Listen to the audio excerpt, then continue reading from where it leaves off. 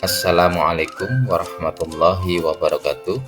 Mohon izin, saya Teguh Raharjo Nawawi, Eskom MPD, adalah CGP Angkatan 6 dari SMP Negeri 18 Kota Tegal, akan memaparkan hasil aksi nyata dari modul 1.4 tentang budaya positif. Perkenalkan, mereka berdua adalah Bapak Barnas selaku fasilitator dan Ibu Rini Priyanti selaku pengajar praktik.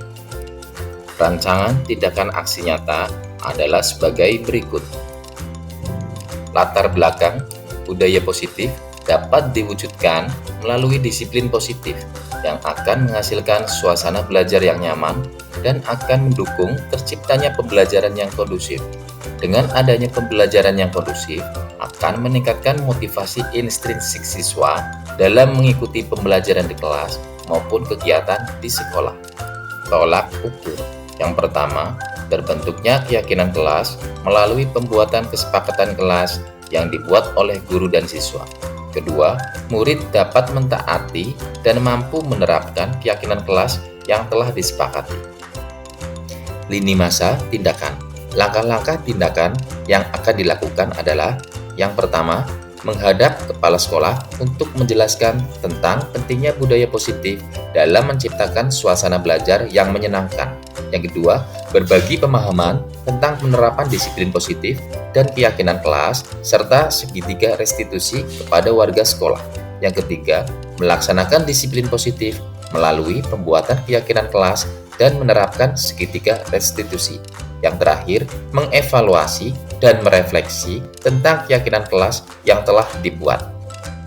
Dukungan yang dibutuhkan antara lain: yang pertama, dukungan dari kepala sekolah, rekan guru, dan murid agar tindakan dapat dilaksanakan dengan lancar dan komprehensif.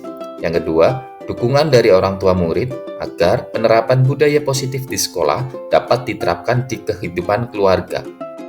Berikut merupakan video berbagi pemahaman tentang budaya positif yang saya lakukan di SMP Negeri 18 Kota Tegal. Assalamualaikum warahmatullahi wabarakatuh.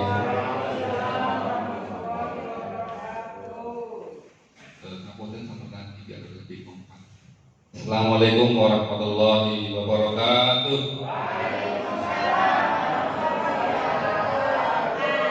Alhamdulillah, alhamdulillahirabbil alamin. Alhamdulillahi ala ni'matil Islam wal iman wal hidayah wa kafa bi ni'mah.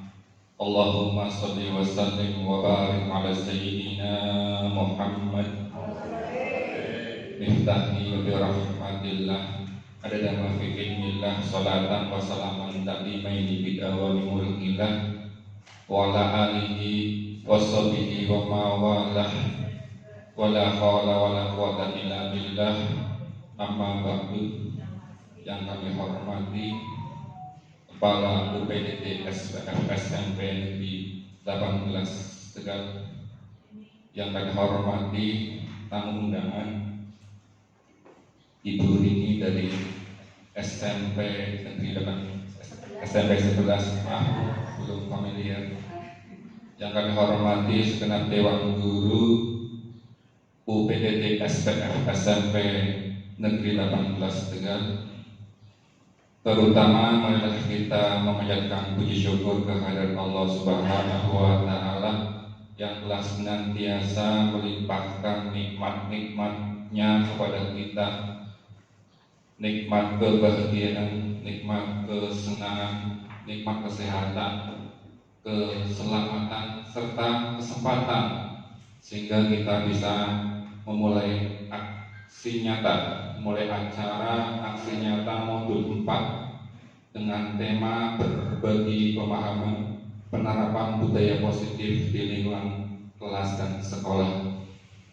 Sholawat berselimutkan salam mari kita haturkan kepada sosok revolusi zaman, yakni Nabi Muhammad SAW. Semoga kita benar-benar diakui sebagai umat beliau dan kelak akan mendapatkan syafaatnya di hari yaumil akhir nanti. Amin ya rabbal alamin. Bapak Ibu yang berbahagia, pada kesempatan ini akan saya sampaikan susunan acara. Yang pertama yaitu pembukaan, yang kedua sambutan dari kepala sekolah. Dalam hal ini akan disampaikan langsung oleh Bapak Fahrozi MPD, sekaligus berkenan membuka acara. Acara yang berikutnya yaitu acara inti pemateri kata beliau dari provinsi tamunya. Baiklah, mari kita buka acara pada kesempatan ini dengan bacaan basmalah. Bismillahirrahmanirrahim. Acara berikutnya yaitu, mohon maaf ada yang tertinggal tadi, acara menyanyikan lagu Indonesia Raya. Bu Ana, monggo untuk memimpin. Hadirin dimohon berdiri.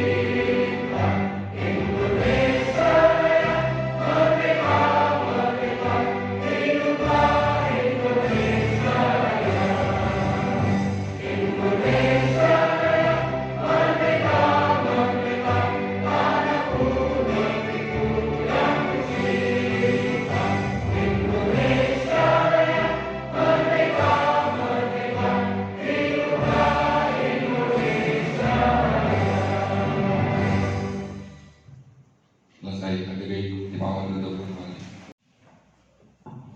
Bismillahirrahmanirrahim. Assalamualaikum warahmatullahi wabarakatuh. Alhamdulillahirabbil alamin.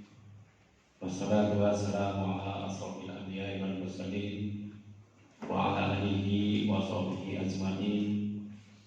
La haula wala quwwata illa billahil aliyyil azim. Amma ba'du. Yang saya hormati pengacara praktik dari Bapak Teguh Raharjo Nawawi Eskom MPD, Ibu Rini Priyanti SPD MPD. Yang saya hormati teman-teman, Ibu Bapak Guru SMP 18 Tegal. Marilah yang paling utama kita senantiasa memanjatkan rasa syukur kita kehadirat Allah Subhanahu wa taala, karena pada siang hari ini kita masih bersama-sama berkumpul bermuwajahah di ruang serbaguna dalam rangka mengikuti kegiatan aksi nyata modul 1.4 program dari calon guru penggerak dari SMP kita, Bapak Teguh. Mudah-mudahan kegiatan ini nanti bisa berjalan dengan baik, bisa ada manfaatnya bagi kita semua, baik CGP secara langsung maupun kita nanti yang akan mendapatkan diseminasi bukan DC ya, tapi diseminasi aksi nyata modul 14, yaitu berbagi pemahaman penerapan budaya positif di lingkungan kelas dan sekolah, khususnya di SMP 18 Tegal. Salawat salam kita panjatkan pada junjungan Nabi kita Nabi Muhammad SAW. Mudah-mudahan keluarga, sahabat, kerabat, dan kita sebagai pengikutnya berharap nantinya akan mendapatkan syafaat di hari akhir. Amin ya rabbal alamin. Ibu pengajar praktik, rekan-rekan, ibu bapak serta Pak Teguh selaku narasumber utama dari Provinsi Jawa Tengah ya tadi kan, dari Provinsi Jawa Tengah yang nanti akan mendiseminasikan aksi nyata dari modul 14. Mudah-mudahan kegiatan ini nanti akan berimbas pada perubahan kita selaku guru, selaku pendidik, karena kita sebagai pendidik, sebagai guru merupakan garda terdepan dalam pendidikan yang sekarang sedang kita laksanakan. Guru sebagai garda depan dalam era abad 21 diperlukan inovasi-inovasi, diperlukan perubahan-perubahan. Nah, kita sekarang bukan mendidik pada zaman dulu, era kita waktu masih menjadi siswa, tapi kita sekarang sudah berubah total. Ada kata-kata bijak, didiklah anak sesuai dengan zamannya. Didiklah anak sesuai zamannya. Nah, sekarang adalah zaman di mana anak kita punya kemerdekaan dalam belajar. Namun demikian, semuanya tentu tidak akan bisa berjalan dengan baik kalau tidak didukung oleh kita sebagai para pendidiknya. Ibu bapak yang berbahagia, di sini Ibu Rini bertindak sebagai PP, pengajar praktiknya dari Pak Teguh Raharjo Nawawi, di mana Bu Rini ini akan mendampingi Pak Teguh selama 9 bulan ya? 6 bulan masa pendidikan CDP ya, selama 6 bulan CDP dari mulai bulan kemarin. Dan untuk pendampingan ini adalah pendampingan yang pertama. Rencananya ada 6 atau 7 kali pendampingan itu. 7 kali pendampingan. Jadi nanti Pak Teguh selalu didampingi oleh Bu Rini. Dan alhamdulillah di sekolah kita juga ada PP, pengajar praktik yang lain, yaitu Ibu Asih Susita. Dan kebetulan Bu Asih tidak membimbing Pak Teguh, tapi membimbing CDP yang lain. Kalau satu sekolah malah gampang ya, tidak usah keluar-keluar. Untuk Bu Asih sama, mungkin ada 5 atau 4 CDP yang nanti akan selalu didampingi. Ibu bapak yang berbahagia, berkaitan dengan aksi nyata ini, monggo nanti ibu bapak semua bisa mendengarkan, bisa mengikuti dengan baik. Kemudian yang terakhir adalah bisa menerapkan apa-apa yang nanti akan disampaikan oleh Pak Teguh selaku narasumber yang akan menyampaikan materi-materi yang mungkin sampai siang ya Pak ya, sampai sore ya, sampai sore. Pak Eko Kamangan,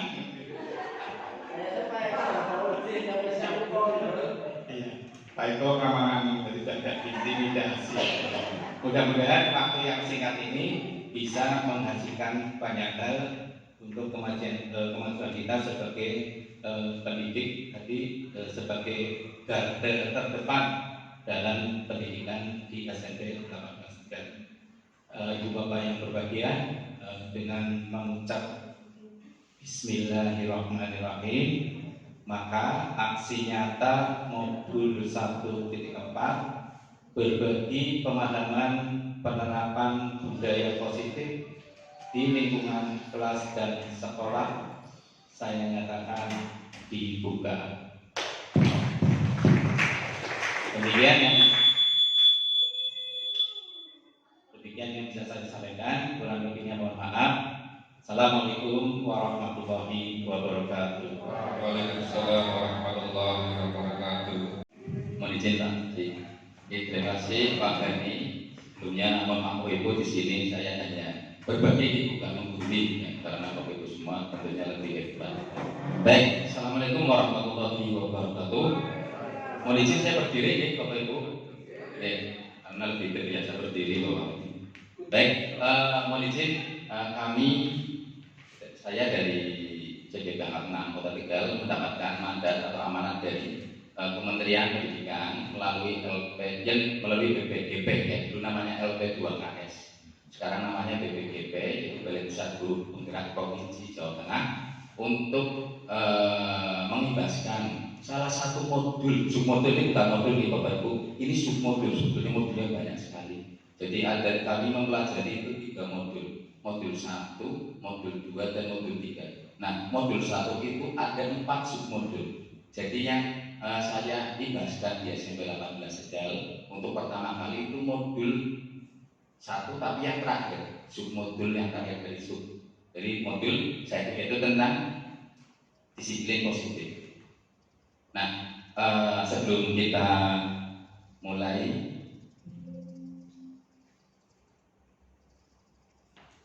ya, saya ucapkan selamat datang kepada Bapak Ibu guru hebat yang mari belajar bersama, saling mendukung demi terwujudnya budaya positif di SMP 18 Tegal. Ya. Baik, sebelum kita mulai pembahasan pada siang hari ini, boleh kita membuat kesepakatan dulu Bapak Ibu. Kesepakatan nih. Jadi tujuannya apa? Untuk memperlancar kegiatan pembahasan pada siang hari ini. Yang pertama,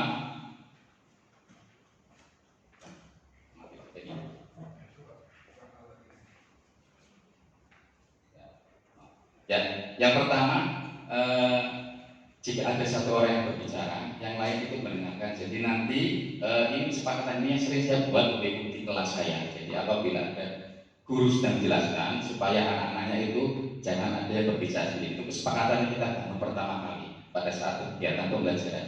Kemudian yang kedua, berpendapat setelah dipersilakan dengan cara mengangkat tangan terlebih dahulu. Nah, bisa disepakati Bapak Ibu? Bisa ya? Ya. Kemudian yang ketiga adalah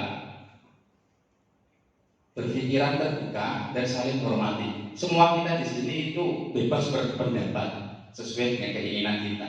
Dan kuncinya saling menghormati, karena setiap orang itu pasti mempunyai pendapat yang berbeda-beda.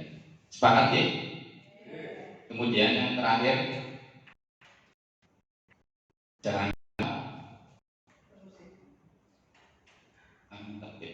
lupa bagian, yaitu kesepakatan pada siang hari ini. Nanti Bapak Ibu dengan 4 kesepakatan ini, baik. Ya, kita akan mulai materi yaitu budaya positif Bapak Ibu. Sebetulnya apa sih itu budaya positif? Nah, intinya gini, kenapa perlu budaya positif? Karena suasana yang nyaman akan mendukung terciptanya pembelajaran yang kondusif. Nah, dengan adanya pembelajaran yang kondusif, murid dapat menumbuhkan motivasi intrinsik. Nah, ininya gini, ketika suasana di kelas itu nyaman, itu murid akan istilahnya dapat mengembangkan motivasi yang timbul dari dalam dirinya dan bebas dari tekanan. Jadi siswa itu akan lebih mudah menerima materi dari Bapak Ibu. Tentunya dengan apa? Kondisi kelas yang menyenangkan atau suasana yang nyaman. Dan juga selain itu akan menumbuhkan moral anak ya, dalam berperilaku setiap harinya di situ, sehingga akan menumbuhkan murid menjadi berkarakter dan autobiografis. Nah, autobiografis di sini artinya apa, Bu Ibu? Auto artinya apa? Otomatis ya, diri untuk saya. Bahagia artinya perilaku. Jadi intinya itu murid itu secara otomatis berperilaku sesuai dengan kondisi pada saat itu. Contohnya begini Bapak Ibu, kata-kata autobiography itu saya cari di buku nggak ada. Namun kata ini saya dapatkan pada saat kuliah kemarin. Jadi ada dosen yang bertanya, apa yang dimaksud sekolah itu sekolah berbudaya mutu? Nah, pertanyaan itu, apa yang dimaksud dengan sekolah berbudaya mutu? Nah, banyak mahasiswa yang menjawab, sekolah yang dapat menjalankan visi dan misinya luar biasa. Terus ada jawaban lagi, sekolah yang menjalankan program transformasional. Ada lagi sekolah yang menciptakan prestasi yang unggul. Nah, itu kemudian dosen menjawab tidak menyalahkan jawaban dari para mahasiswa, namun menjawab bahwa sekolah yang berbudaya mutu itu adalah semua warga sekolah itu semuanya autobiografian. Semua warga sekolah itu autobiografian. Maksudnya autobiografi di sini adalah semua warga sekolah itu tahu apa yang harus dilakukan pada saat itu. Contoh gampangnya begitu bel berbunyi bel awal itu karena sekolah kita itu menerapkan kebiasaan Bapak Ibu kebiasaan siapa pilih tadarus berjamaah. Begitu bel berbunyi siswa otomatis keluar untuk baris sesuai dengan kelasnya. Itu autobiografi. Contoh lagi, begitu istirahat selesai dan bel berbunyi, otomatis siswa masuk kelas, diikuti oleh guru-guru. Nah, itu autobiografi seperti itu maksudnya, cara gampangnya. Jadi semuanya tindakan itu sesuai dengan kondisi dan situasi pada saat itu. Itu semuanya autobiografi. Nah, itu memang lingkungan atau suasana yang kita cita-citakan bersama. Nah, kemudian budaya positif itu sendiri adalah nilai-nilai, keyakinan-keyakinan dan kebiasaan. Intinya budaya adalah kebiasaan Bapak Ibu. Nah, kebudayaan itu bisa dibentuk. Kebudayaan itu merupakan kebiasaan yang mengandung nilai-nilai keyakinan. Nah, tentunya dalam menciptakan budaya yang positif perlu adanya tindakan yang pertama yang digunakan untuk membuat suatu kebudayaan yang positif adalah disiplin positif. Nah, disiplin positif. Bapak Ibu, menurut Bapak Ibu, arti disiplin itu apa?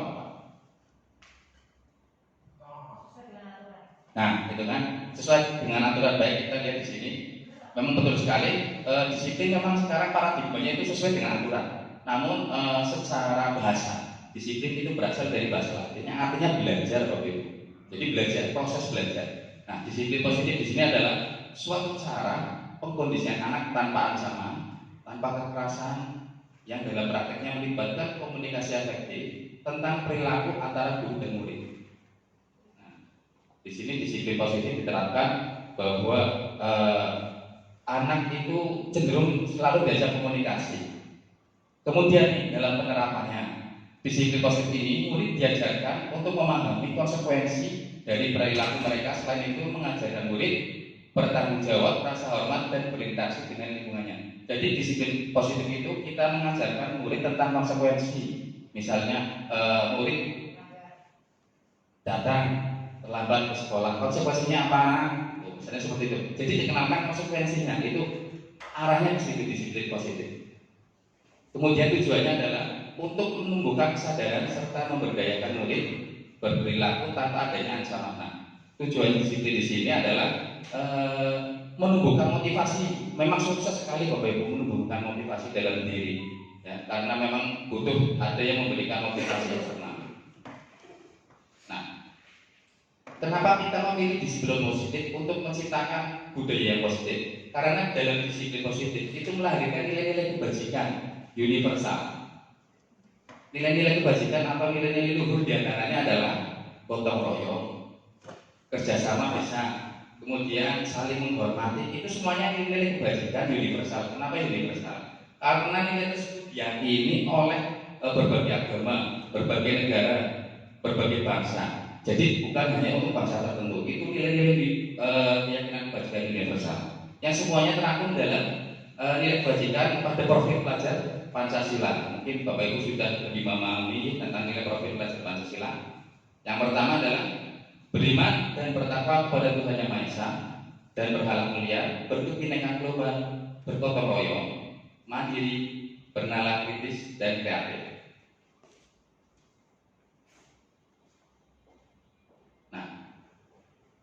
Sekarang untuk menerapkan disiplin positif itu biasanya kita bentuk suatu keyakinan bersama. Seperti tadi kita sebelum mulai pembelajaran adanya kesepakatan bersama. Nah, sebelum kita menerapkan disiplin positif, perlu ada keyakinan kelas. Nah, sekarang kita lihat di sini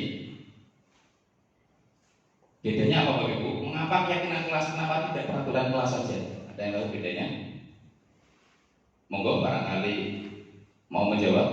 Kenapa tidak peraturan saja untuk menerapkan disiplin? Kenapa harus keyakinan? Ya, biar tidak ada keterpaksaan bagi Bapak tadi. Ada lagi yang lain? Kesepakatan. Ya, kita untuk memahami bersama ada pertanyaan pemantik di sini. Mengapa kita memiliki peraturan tentang penggunaan helm pada saat mengendarai kendaraan roda 2 atau motor? Kenapa Bapak Ibu?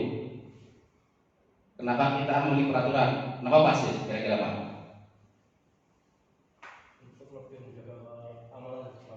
Keamanan dan keselamatan, betul sekali. Jadi maksudnya Pak, ya, itu peraturannya. Namun keyakinan atau nilai apa yang kita dapatkan ketika melaksanakan peraturan itu? Berarti nilainya apa? Keselamatan. Nah, keyakinan kelas itu yang kita ambil saripati dari peraturan kelas. Jadi keyakinan itu merupakan apa ya? Makrifat ya Pak Bani. Makrifat dari hakikat ya. Hakikat dari peraturan itu merupakan keyakinan kelas. Kita memiliki peraturan menggunakan gelar, namun keyakinan di situ itu berarti nilainya adalah nilai keselamatan. Nah, itu keyakinan kelas. Kemudian sebelum membuat keyakinan kelas, ini yang saya terangkan di kelas adalah yang pertama, membuat kesepakatan kelas terlebih dahulu. Nah, dalam membuat kesepakatan kelas di sini, mohon maaf ini gambarnya nggak jelas, itu kita memberikan ruang kepada peserta didik untuk mengetahui apa yang mereka inginkan pada saat kita pembelajaran kita. Yang setiap siswa dikasih spidol itu bisa juga kita buatkan menggunakan sticky note di Google Jambat atau kertas kecil, kemudian ditempelkan keinginan apa yang diberikan siswa ketika mempelajari mata pelajaran yang kita ajarkan. Nah, di sini siswa dikasih spidol satu-satu, menuliskan di papan tulis kesepakatan kalian pengennya seperti apa. Nah, banyak yang menulis di sini, saya pengen kelas itu tidak ada yang bergerak, kelas itu jangan berisik, kelas itu bersih, tidak membuang sembarangan. Itu kesepakatan yang atau keinginan yang diinginkan oleh siswa di situ. Nah, kemudian dari berbagai banyak kesepakatan itu kita bisa simpulkan, kita bisa misalkan di sini tidak berisik, ya tidak membuang sampah sembarangan, tidak boleh telat dan sebagainya. Kita turunkan lagi jadi suatu keyakinan bahwa tidak berisik itu mengandung nilai keyakinan apa? Misalnya di sini mengandung nilai keyakinan disiplin, saling menghormati dan menghargai, gotong royong dan bertanggung jawab. Jadi keyakinan kelas yang dibangun itu kalau bisa jangan banyak-banyak Bapak Ibu. Tujuannya apa? Biar bisa diingat, mudah diingat oleh siswa. Oke, keyakinan kelas 7A misalnya adalah disiplin, gotong royong, bertanggung jawab dan saling menghormati dan saling menghargai. Itu keyakinan kelas dulu. Awal itu adalah keyakinan kelas untuk menerapkan suatu disiplin positif. Nah, pada dasarnya siswa melaksanakan mau disiplin itu karena sebetulnya ini Pak Ibu ingin memenuhi kebutuhan dasar, bukan ya siswa kita juga sama ya, yang mendasari kita melakukan suatu adalah selalu ingin memenuhi kebutuhan dasar. Nah, menurut Dr. William Glasser, kebutuhan dasar manusia itu ada 5. Yang pertama adalah survival, artinya kebutuhan bertahan hidup, ya, kebutuhan akan makan, minum, tempat tinggal dan lain sebagainya. Nah, kalau diimplementasikan di kelas, itu misalkan kenapa dihubungkan dengan kebutuhan bertahan hidup? Misalnya kita jam istirahat kedua jam 10 kurang jam 11 kurang 5 menit. Nah, sekitar jam 10.50 siswa itu sudah gaduh kok kayaknya ramai. Nah, kalau kita cermati, kita amati, kita berpikir apa sih yang dimau siswa? Ternyata setelah berbunyi mereka gaduh menuju ke kantin. Berarti mereka ingin memenuhi kebutuhan dasar tentang bertahan hidup. Itu bukan hanya siswa ya, kita juga sama mungkin karena ini semuanya manusia. Oke, selanjutnya adalah love and belonging, kebutuhan akan cinta kasih dan ingin diterima. Nah, implementasinya apa kalau di dalam kelas? Misalnya ada seseorang siswa yang suka caper, cari perhatian, ya, cari perhatian ketika gurunya sedang mengajar. Mungkin si Juminten ya selalu menenang dan sebagainya. Itu sebenarnya tujuannya satu, ingin mendapatkan perhatian. Itu love and belonging. Kemudian kebutuhan dasar yang ketiga adalah free, itu jelas kebebasan. Ya, apalagi ketika ada bapak ibu guru yang memberikan tugas karena ada sesuatu hal, kemudian siswa tidak mengerjakan tugas, namun merasa pengen bebas keluar, banyak yang keluar ke kantin, ke kamar mandi dan sebagainya. Sebetulnya kebutuhan dasar ini siswa, kebebasan. Dan berikutnya adalah power atau kekuatan atau kekuasaan. Jadi apabila melihat satu siswa ingin merasa menang sendiri, menguasai kelompok dan sebagainya, sebetulnya dia itu ingin memenuhi kebutuhan dasar tentang penguasaan atau kekuatan. Dan yang terakhir fun atau kebahagiaan, kesenangan.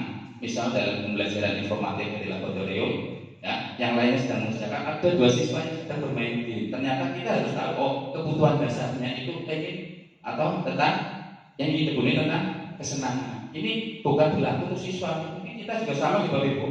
Dan misalnya ada Bapak Ibu yang mendengarkan si B atau orang tua kalau ngomong kok seperti ini, kira-kira jangan jangan terpacu dulu. Kira-kira dia itu ingin memenuhi kebutuhan dasar yang mana ini? Ya, sebetulnya itu ada seorang yang dia ingin memenuhi kebutuhan dasar dirinya. Jadi nggak perlu disikapi dengan langsung berpikir terus nah, oh dia ini memenuhi kebutuhan dasar tentang ini. Nah, senyumin aja. Intinya itu kebutuhan dasar manusia itu. Kembali ke kita sendiri semuanya ini. Ini kita berlaku ini memenuhi ini. Intinya itu.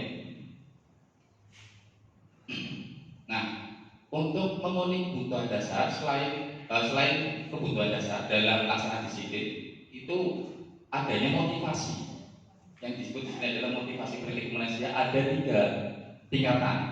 Nah, yang pertama itu tingkatan yang pertama adalah motivasi menghindari ketidaknyamanan atau hukuman. Ini jelas motivasi tingkat paling rendah yang dimiliki siswa itu murid melaksanakan disiplin karena takut hukum.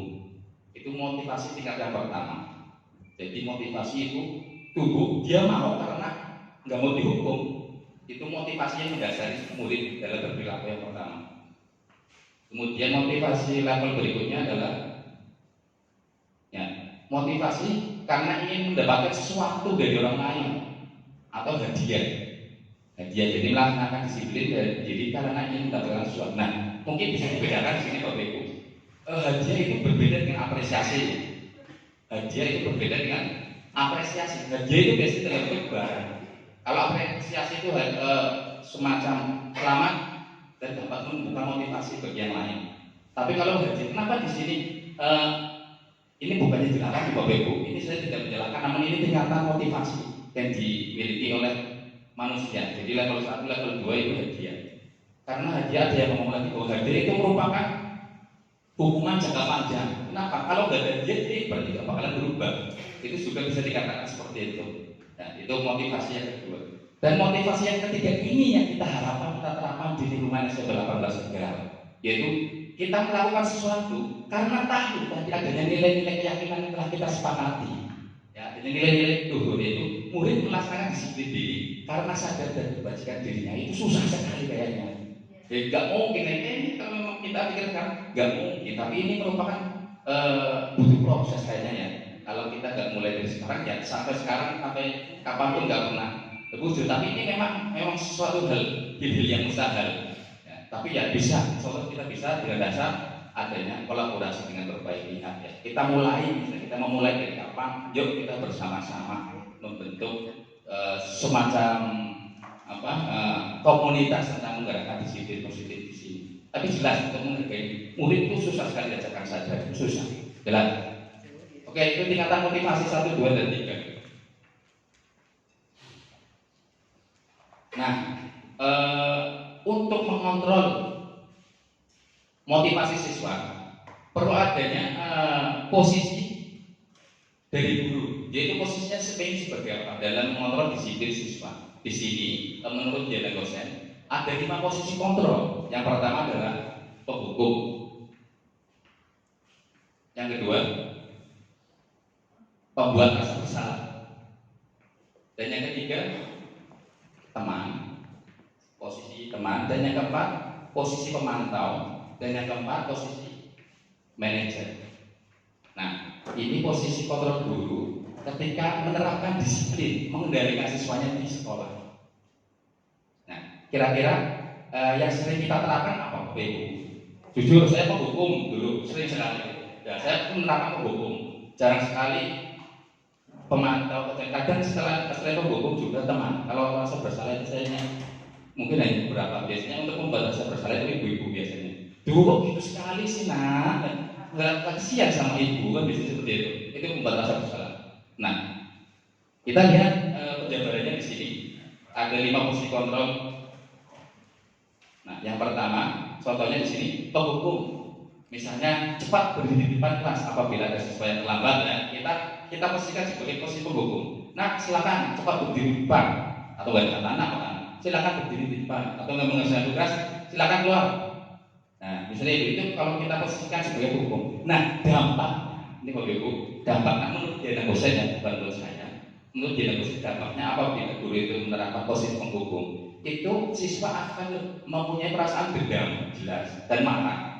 Itu bisa mereka seperti itu, dendam dan marah dalam posisi penghukum. Kemudian posisi berikutnya adalah membuat rasa bersalah. Nah, ini contohnya adalah saya kecewa sama kamu. Nah, kok begitu amat sih kamu berubah-ubah? Itu dampaknya menurut dia dosen akan terjadi krisis identitas. Jadi siswa akan merasa minder, merasa bersalah, merasa down dan lain sebagainya dengan adanya penerapan posisi pembuat rasa bersalah. Nah, posisi berikutnya adalah teman. Ini kadang saya juga menerapkan seperti ini, seakan-akan kita akrab dengan siswa.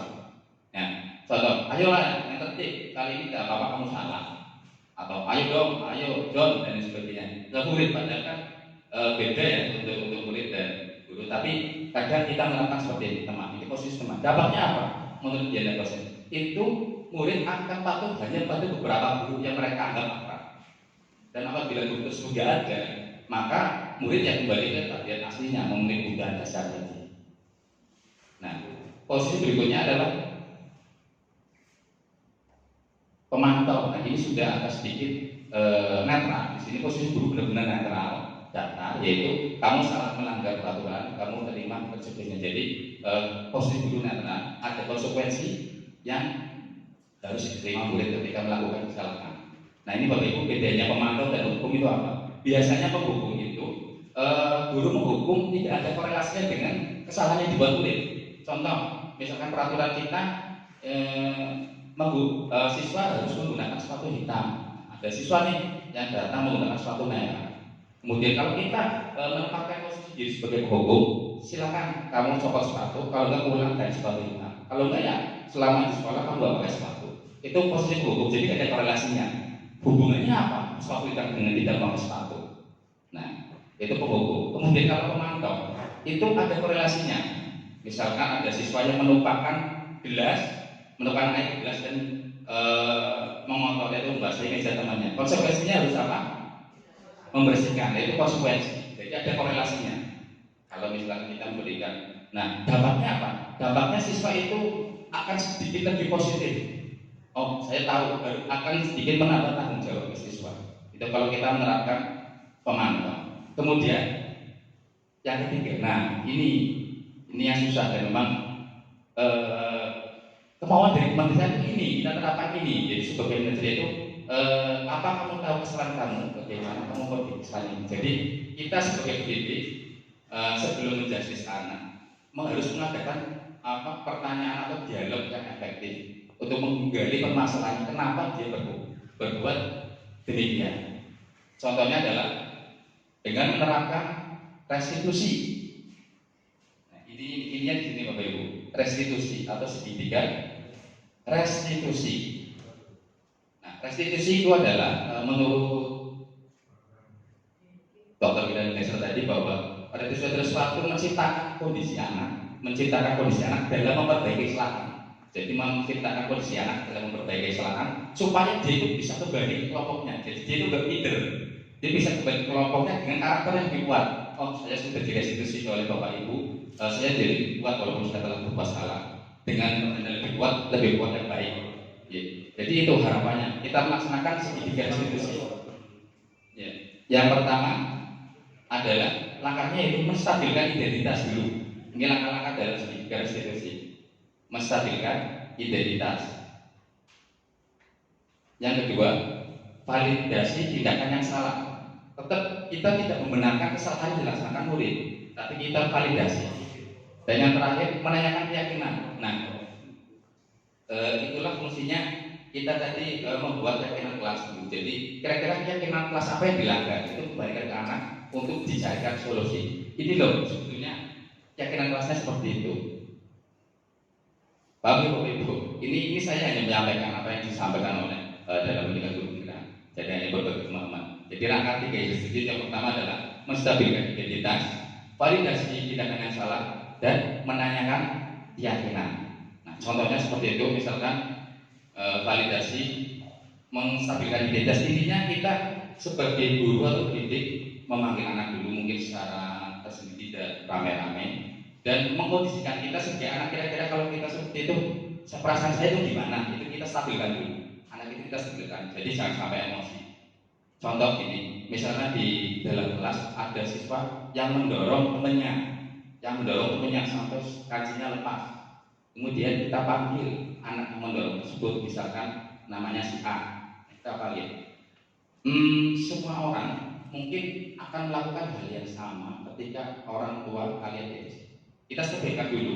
Nah, namun bukan kira-kira ada nggak cara yang lain yang lebih efektif daripada mendorong itu? Kita stabilkan dulu gitu. Jadi jangan langsung, kamu kenapa mendorong? Semua orang pasti sama. Karena dia mendorong pasti mempunyai alasan. Mungkin karena orang tuanya diajak mendorong. Untuk ya kamu itu tidak memukul ya dia mendorong. Kita stabilkan dulu murid. Nah setelah itu sebenarnya kira-kira kita tanyakan lagi, apakah ada cara yang lebih efektif selain dorong? Terus siswa diberi waktu sejenak untuk berpikir, diberi waktu jeda dan lain sebagainya. Ada Pak, tadi saya emosi makanya saya lebih dorong. Oh, kira-kira apa? Saya mengingatkan lagi, tolong jangan ngecek orang tua saya, misalnya seperti itu. Nah, terus kita tanya lagi, kira-kira keyakinan kelas apa yang dilanggar kamu?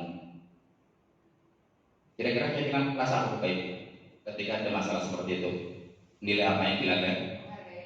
Ya, saling menghargai misalnya, saling menghargai Bapak. Nah, apa usaha kamu untuk memperbaiki itu misalnya?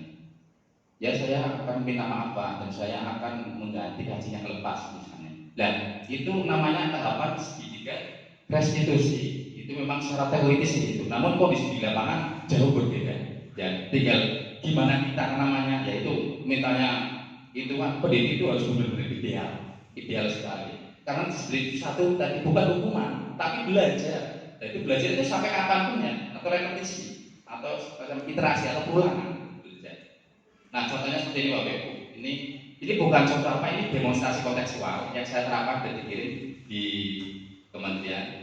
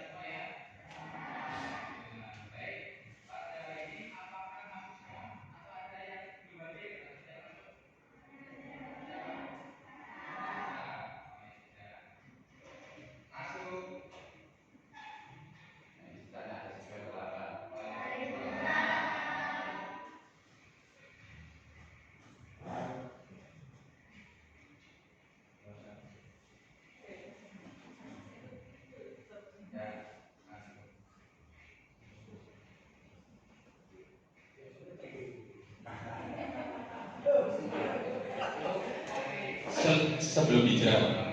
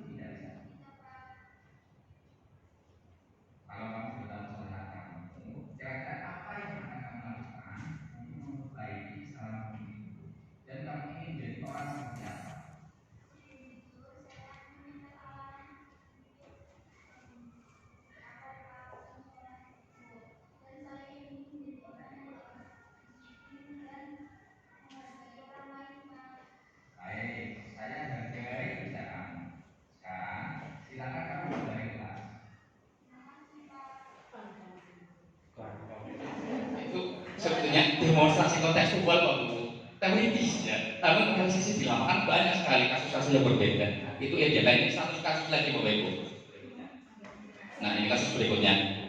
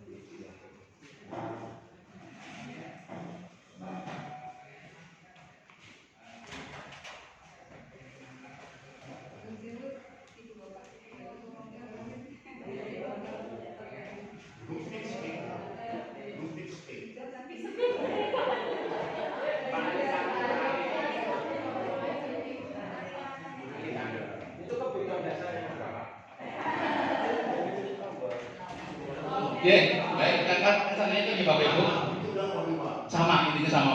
Ya, yang satu tadi ada Bapak Ibu yang kasus pertama itu tentang apa tadi? Terlambat ya. Nah, itu contoh restitusinya. Kemudian yang kedua, buang sampah. Itu juga contoh restitusinya. Kira-kira ideal nggak Bapak Ibu? Ideal sekali, tapi susah ya. Susah sekali, jelas susah. Susah sekali. Oke, susah sekali. Ya, demikian pemaparan dari modul 1.4 dari saya. Kurang lebihnya mohon maaf. Monggo untuk sesi berikutnya barangkali ada pertanyaan, diskusi kecil-kecilan ya, cukup 2 pertanyaan saja. Monggo. Barangkali ada pertanyaan tentang masalah ini. Monggo, jawab biar ada komunikasi.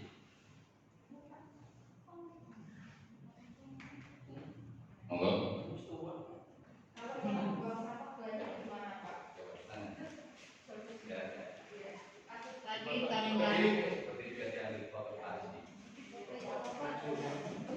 Assalamualaikum warahmatullahi wabarakatuh.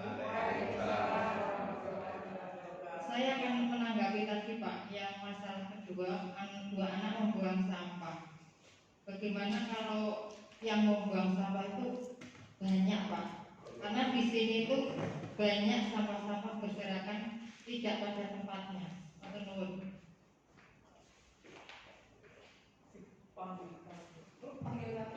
Terima kasih Wis atas pertanyaannya. Pertanyaan bagus sekali ya. Pertanyaannya kasuistik itu paling terjadi di SMP 18 Gam. Nah, tentunya kita tidak bisa merestitusi semua murid dalam waktu yang bersamaan ya Bapak Ibu. Dan kita tidak bisa mendeteksi siswa mana yang buang sampah sembarangan. Intinya kita tahu bahwa ternyata banyak sampah di luar kelas itu ya. Nah, jadi langkah yang pertama itu menurut pandangan perspektif saya, jelas kita harus sadar dulu atau menginisiasi suatu gerakan, misalkan gerakan sadar bersih yuk. Nah, jelas kita tahap yang pertama sosialisasikan ke anak dengan gerakan sadar bersih yuk untuk tidak membuang sampah sembarangan. Apalagi ini ada proyek P5 tentang gaya hidup berkelanjutan tentang pemanfaatan sampah anorganik dan organik. Nah, di situ kita bisa menjelaskan ada 2 tong sampah tuh di situ, silakan sampah anorganik dibuang di sampah A, organik di sampah B, untuk kemudian nanti akan dimanfaatkan dalam kegiatan P5 atau dibawa ke bank sampah. Itu jelas sosialisasi yang pertama. Kemudian tahap berikutnya yang kedua, jelas kita menerapkan apa yang kita lakukan, kita harus terapkan dulu pada diri kita masing-masing. Kita sudah seperti itu kan? Kalau kita sudah sadar seperti itu, kita enak ngomongnya karena mensosialisasikan ternyata oh ya Bapak Ibu guru juga buang sampah tidak sembarangan. Itu jelas kita harus lakukan sesuai dengan kesadaran diri. Dan tahap berikutnya adalah sama, kita menggunakan tahap restitusi dengan apa yang kita lakukan, apa yang kita lihat secara nyata, yang kita lihat secara langsung. Jadi misalkan ada si A membuang sampah, itu kita panggil, kita gunakan tahap restitusi untuk menyelesaikan itu. Namun apabila siswa yang membuang sampah itu banyak dan kita melihat, ya kita panggil, misalnya ada 10, kita panggil 10, ya. Kita restitusi, ngajar tetap tetap aja. Kita hanya istilahnya menyelesaikan satu masalah dulu, kemudian kita berpindah ke masalah yang lain. Mungkin itu Bu jawaban dari saya. Monggo barangkali ada pendapat dari Bapak Ibu yang lain. Bu Ana, guru BK, ini sebenarnya materi baik. Nah, tapi nggak tahu ini submodul PGP modul 1, tapi yang terakhir Bu, modul 1 itu beda lagi jelas. Itu tentang filosofi Ki Dewata sama. Satu submodul itu 3 minggu dipelajari. Satu lagi ini modul 1.4 tentang budaya positif itu juga waktunya 3 minggu. Nah, dari semua hal yang telah saya paparkan, intinya apa? Dengan kita menerapkan segitiga restitusi, tujuannya adalah untuk mendisiplinkan anak. Jika anak sudah menerapkan disiplin positif, otomatis kondisi suasana kelas gimana Bapak Ibu? Nyaman tidak? Tidak ada perundungan, tidak ada pembulian, tidak ada yang mengecek, tidak ada yang berkelahi. Suasana kelas nyaman ya. Nah, sehingga diharapkan siswa dapat mudah untuk menyerap materi yang disampaikan oleh guru. Itulah yang dinamakan budaya positif di sekolah. Yang akan berimbas, mungkin auranya sampai masuk, oh masih sekolah budayanya positif sekali. Nah, misalnya seperti itu. Itu yang merupakan suatu cita-cita ya, nggak masalah ya. Cita-cita itu nggak masalah. Itu penerapan budaya positif di lingkungan kelas dan sekolah. Demikian pemaparan dari saya, kurang lebihnya mohon maaf. Sebelum saya tutup, barangkali ada pertanyaan lagi, Pak Sis. Wah, ini untuk pertanyaan angel gitu. Di foto ada Pak.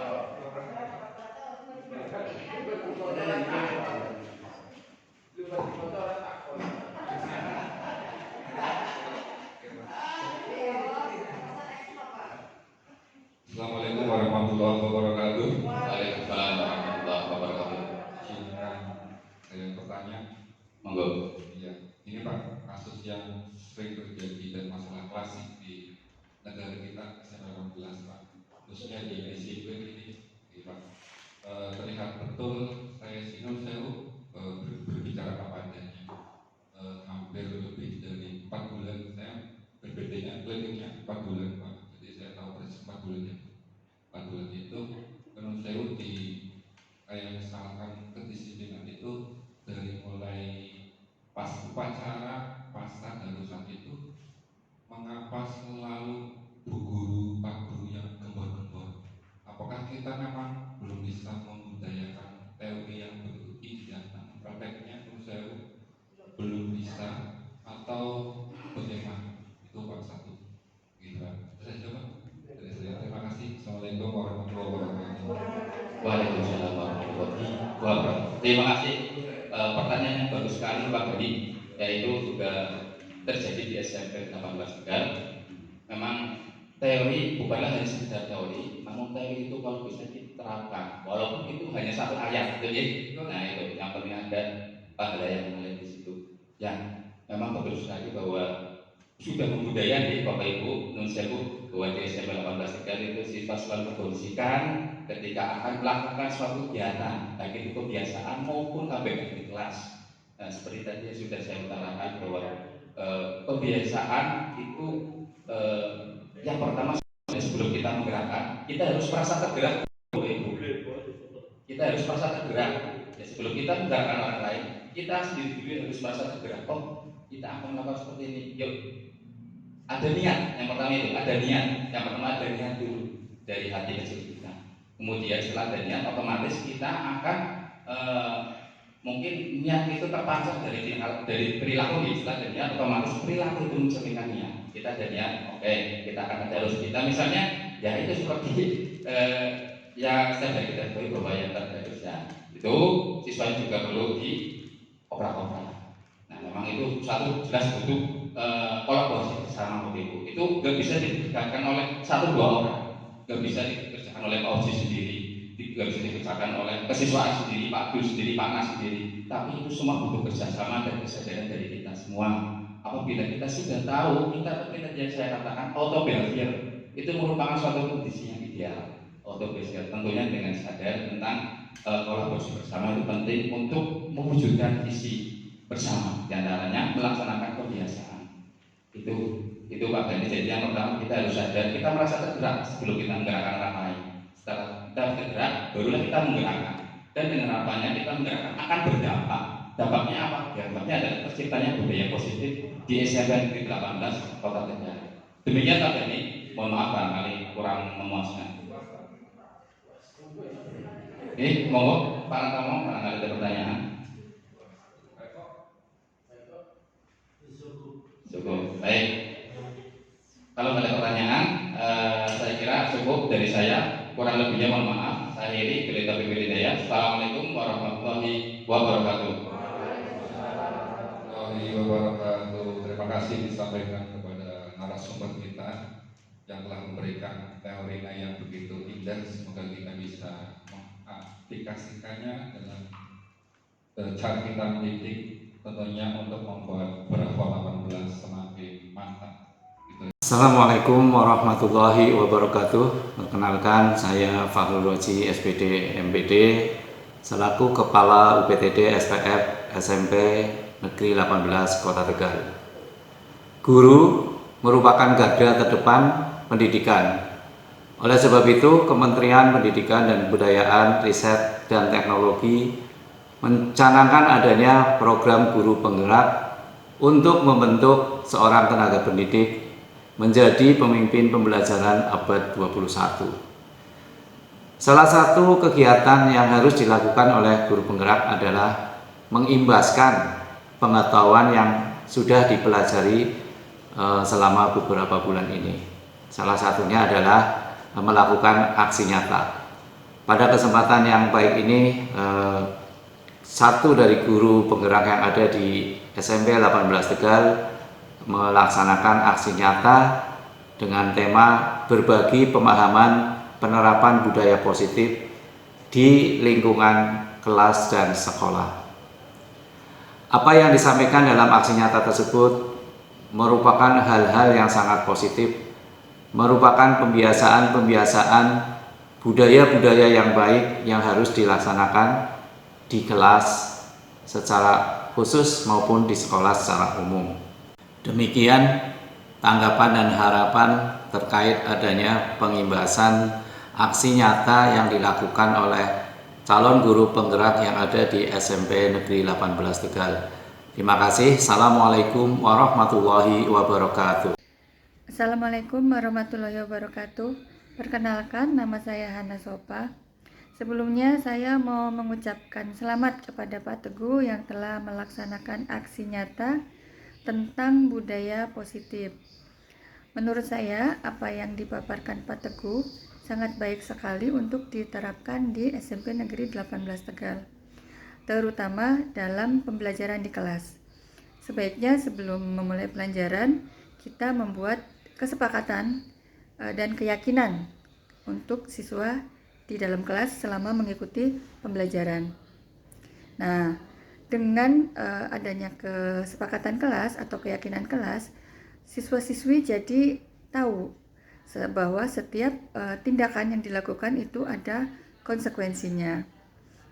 Kemudian untuk kita sebagai guru juga kita jadi tahu kontrol kita untuk siswa itu harus yang bagaimana. Nah, mudah-mudahan apa yang telah disampaikan bisa kita implementasikan di SMP Negeri 18 Tegal, sehingga untuk kedepannya akan tercipta lingkungan dan budaya yang positif, sehingga putra-putri atau siswa-siswi kita pun akan tumbuh kesadaran dirinya sehingga bisa memiliki perilaku yang lebih positif lagi. Begitu menurut tanggapan saya. Tetap semangat. Terima kasih. Assalamualaikum warahmatullahi wabarakatuh.